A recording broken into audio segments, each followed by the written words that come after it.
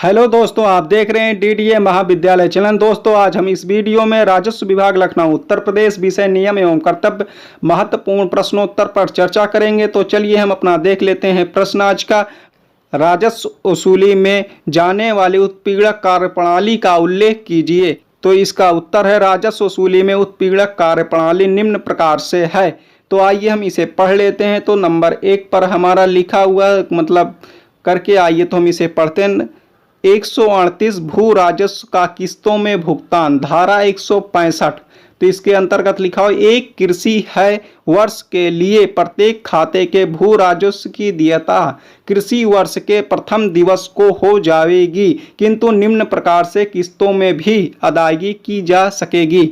इसमें का पर लिखा हुआ 15 नवंबर तक 50%, खा पर लिखा 1 मई तक 50%। और दूसरा हमारा इसी में टॉपिक है लिखा हुआ 139 भुगतान की रीति, धारा 165।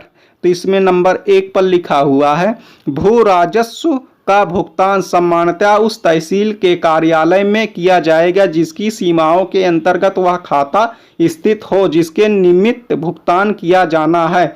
भू राजस्व की धनराशि का भुगतान सीधे उस अमीन को भी किया जा सकता है जिसे इसके लिए नियुक्त किया गया हो। और हम इसी में देख लेते हैं अपना नंबर 2, चेक अथवा मनी ऑर्डर धारा किया गया भुगतान स्वीकार्य नहीं होगा। और 3 पर हमारा ऐसे प्रत्येक भुगतान के लिए भूमिधर आरसी पापत्र 35 में एक पावती रसीद का हकदार होगा।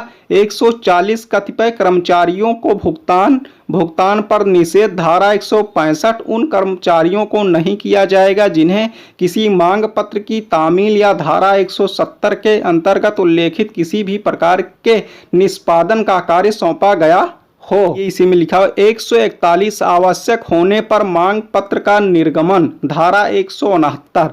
तो इसमें नंबर 1 पर लिखा हुआ, धारा 170 के अंतर्गत भू राजस्व की बकाये की भांति वसूली के लिए व्यतकर्मी के विरुद्ध कार्यवाही तब तक नहीं की जा सकेगी जब तक उसे मांग पत्र पर तामील न करा दिया गया हो और बकाया का भुगतान न हुआ हो। नंबर 2 है हमारा इसी में, यदि व्यतकर्मी किसी अन्य तहसील का निवासी हो तब तहसीलदार स्वयं सीधे अथवा संबंधित तहसील के तहसीलदार के माध्यम से मांग पत्र तामील करा सकेगा। और नंबर 3 पर है हमारा, प्रत्येक मांग पत्र पर आरसी पापत्र 36 में निर्गत किया जाएगा। और हमारा इसी में इंपॉर्टेंट है 142 मांग पत्र की तामील, धारा 169 के अंतर्गत। तो इसमें लिखा हुआ नंबर 1 पर हमारा, मांग पत्र स्वयं व्यतकर्मी पर तामील किया जाएगा, किंतु यदि ऐसा संभव न हो तो उसके अभिकर्ता अथवा उसके परिवार के वयस्क सदस्य पर तामील किया जा सकता है। यदि ऐसा संभव न हो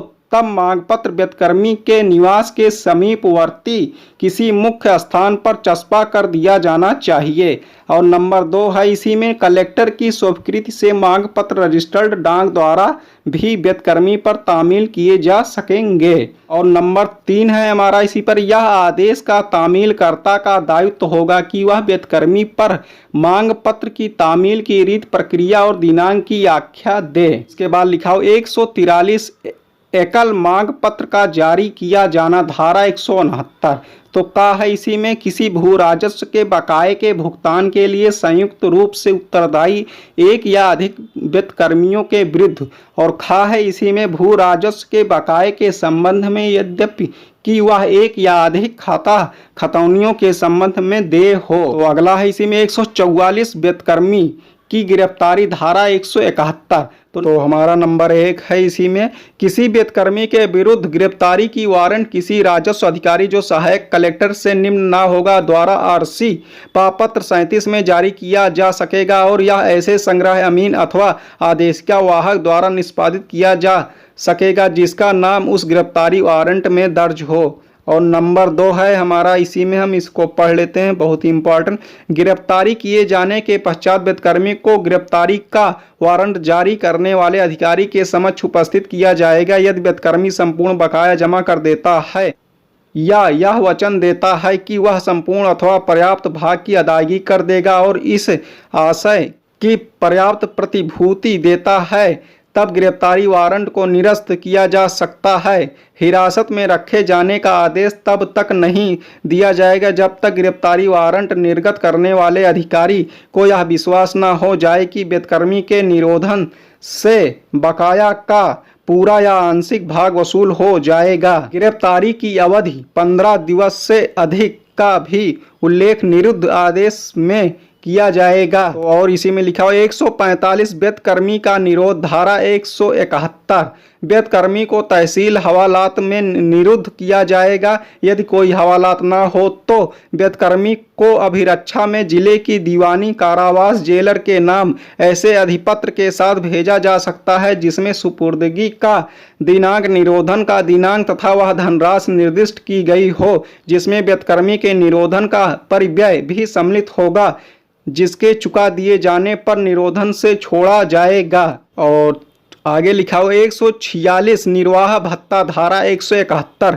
के अनुसार नंबर 1 है इसी में, यदि बेदखमी का निरोधन दीवानी कारावास में हो तो उसके निर्वाह का परिव्यय सिविल प्रक्रिया संहिता 1908 की धारा 57 के अधीन निर्धारित किए गए दरों के अनुसार लिया जाएगा। यदि जेलर यह प्रमाणित करे कि इस प्रकार का परिव्यय चुकता होने से रह गया है तो उसे भी भू राजस्व की बकाया की भांति वसूल कर लिया जाएगा। नंबर 2 पर है हमारा इसी में, यदि बेदखमी तहसील के हवालात में बंद किया जाए तो उसे अपने लिए भोजन स्वयं बनाने की अनुमति दे दी जाएगी। यदि वह ऐसा करने के लिए इच्छुक न हो या ऐसा करने में असमर्थ हो तो उसे आवश्यक भोजन दिया जाएगा, जिस पर होने वाले परिव्यय का भी भू राजस्व की बकाया के रूप में वसूल लिया जाएगा। और आगे इसी में लिखा हो 147 चल संपत्ति की कुर्की। धारा 172 तो इसमें नंबर 1 पर लिखा हुआ बेदखमी की चल संपत्तियों को धारा 172 के अंतर्गत कुर्क किया जा सकेगा केवल उन दशाओं को छोड़कर जिन्हें यथा वर्णित उपधारा 2 अथवा सिविल प्रक्रिया संहिता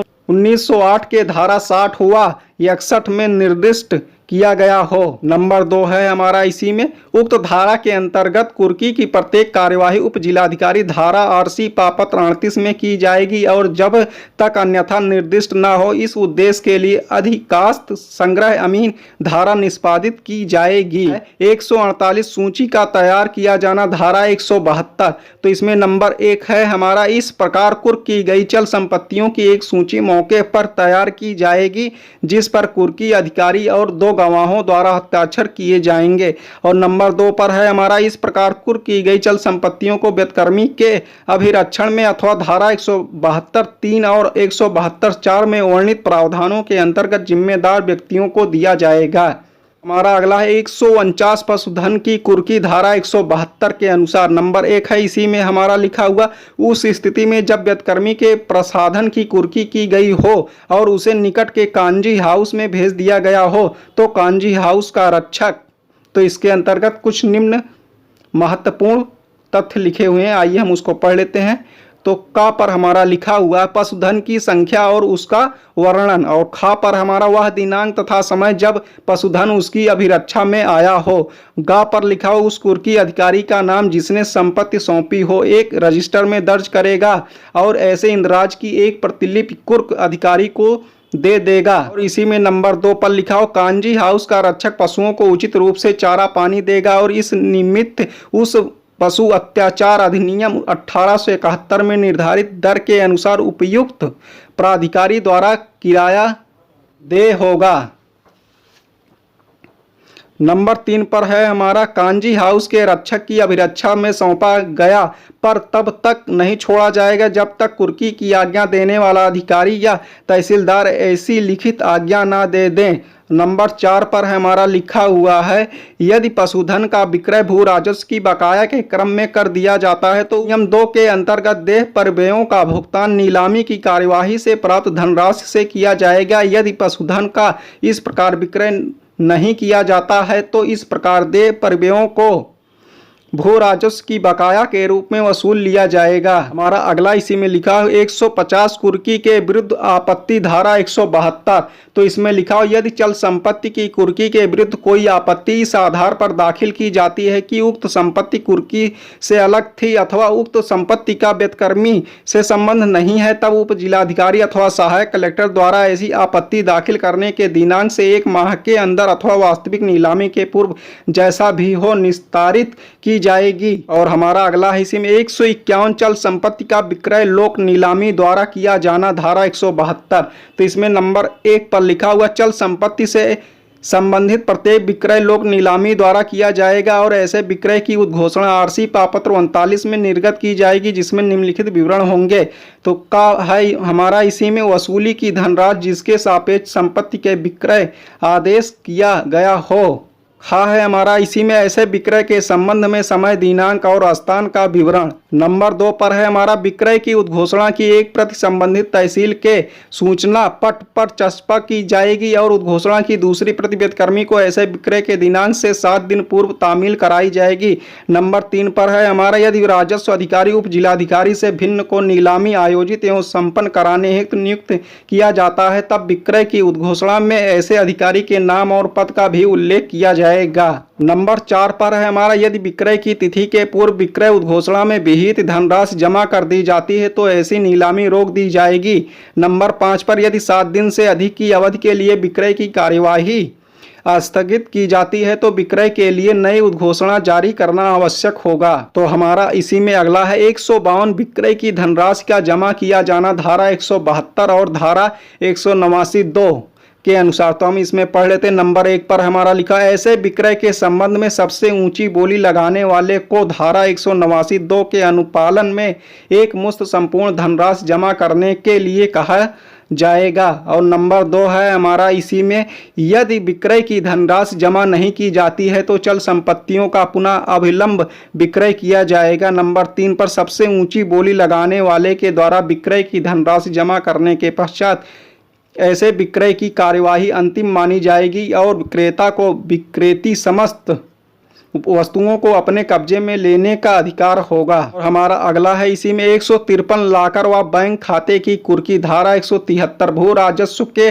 बकाया की वसूली वेदकर्मी के लाकर व बैंक खाते की कुर्की करके की जा सकेगी। इसके लिए संबंधित बैंक के प्रबंधक को आरसी पापत्र 40 में स्पष्ट आदेश तामील कराया जाएगा। और हमारा अगला है इसी में 154 लाकर का खोला जाना, धारा 173 के अनुसार। तो इसमें लिखा हुआ संबंधित शाखा प्रबंधक को नियम 153 के अंतर्गत ऐसे स्पष्ट आदेश के तामील के उपरांत यथाशीघ्र उप जिलाधिकारी संबंधित बैंक को सुविधा के अनुसार वेदकर्मी के लाकर को खोलने की तिथि तय करेगा और लाकर खोलेगा तथा उप जिलाधिकारी शाखा प्रबंधक एवं वेदकर्मी की उपस्थिति में लाकर के अंदर की रखी वस्तुओं की विवरणिका तैयार की जाएगी। वेदकर्मी को ऐसी तिथि के बारे में उचित रीति से सूचित किया जाएगा। तो हमारा अगला इसी में 155 शाखा प्रबंधक द्वारा धनराशि का जमा कराया जाना, धारा 173। तो इसके अंतर्गत लिखा हो यदि वेदकर्मी के खाते में बकाया की संपूर्ण धनराशि या उसके किसी अंश के भुगतान के लिए पर्याप्त धनराशि जमा है तो शाखा प्रबंधक खाते को चालू रखने के लिए आवश्यक धनराशि को घटाकर उप जिलाधिकारी के लिखित निर्देश पर वेदकर्मी के खाते से धनराशि निकालकर कोषागार में जमा कराएगा। हमारा अगला है इसी में 156 वेदकर्मी के लाकर की वस्तुओं का विक्रय, धारा 173 के अनुसार। तो इसके अंतर्गत लिखा हुआ शाखा प्रबंधक द्वारा नियम 155 के अंतर्गत जमा कराई गई धनराशि यदि बकाये के संपूर्ण भुगतान के लिए पर्याप्त नहीं है तो यदि वेदकर्मी के लाकर में विक्रय योग्य सामान उपलब्ध है तो उप जिलाधिकारी टेंडर प्रक्रिया द्वारा अथवा लोक नीलामी के द्वारा जैसा वह उचित समझे ऐसे सामान के विक्रय की व्यवस्था करेगा। और इसी में लिखा हुआ ऐसे प्रत्येक विक्रय के संबंध में चल संपत्ति के विक्रय के लिए विहित प्रक्रिया यथा आवश्यक परिवर्तनों सहित लागू होगी। अगला है इसी में हमारा 157 बैंक के दायित्वों का उन्मोचन, धारा 173 के अनुसार। नियम 155 के अंतर्गत शाखा प्रबंधक द्वारा किए गए प्रत्येक भुगतान और नियम 156 के अंतर्गत क्रेता को विक्रय की गई वस्तुओं की आपूर्ति की कार्यवाही वेदकर्मी के संदर्भ में बैंक के दायित्वों के वैध उन्मोचन के रूप में लागू होगी। तो आइए हम देखते हैं अपनी अगली हेडिंग, भूमि की कुर्की जिसके सापेक्ष बकाया देय है। तो इसमें लिखा हुआ 158 जोत की कुर्की, धारा 174 के अनुसार। तो नंबर 1 है इसी में धारा 174 के अंतर्गत भूमि की कुर्की की कार्यवाही उप जिलाधिकारी द्वारा आरसी पापत्र 41 में निर्गत की जाएगी और सिविल प्रक्रिया संहिता 1908 की प्रथम अनुसूची के आदेश 21 नियम 54 के अनुसार प्रभावी होगी। और नंबर 2 है हमारा इसी में आरसी पापत्र 41 की एक प्रति व्यतकर्मी को भी तामील कराई जाएगी और कुर्की के आशय की घोषणा मौके पर डुग्गी पिटवाकर की जाएगी। नंबर 3 है हमारा यदि व्यतकर्मी बकाया की धनराशि कुर्की की प्रक्रियात्मक लागत सहित अदा कर देता है तो संपत्ति कुर्की से अवमुक्त हो जाएगी। और हमारा अगला है इसी में इम्पोर्टेंट 159 आपत्तियों का निस्तारण धारा 174 और 183 के अनुसार। तो इसमें लिखा हुआ है यदि नियम 158 के अंतर्गत की गई कुर्की के विरुद्ध कोई आपत्ति दाखिल की जाती है तो उसका निस्तारण तत्काल कुर्की अधिकारी द्वारा किया जाएगा। तो दोस्तों यह जानकारी आपको कैसी लगी राजस्व विभाग से संबंधित? तो जानकारी अच्छी लगी है तो वीडियो को लाइक करें और शेयर करें और चैनल को सब्सक्राइब करना ना भूलें। धन्यवाद।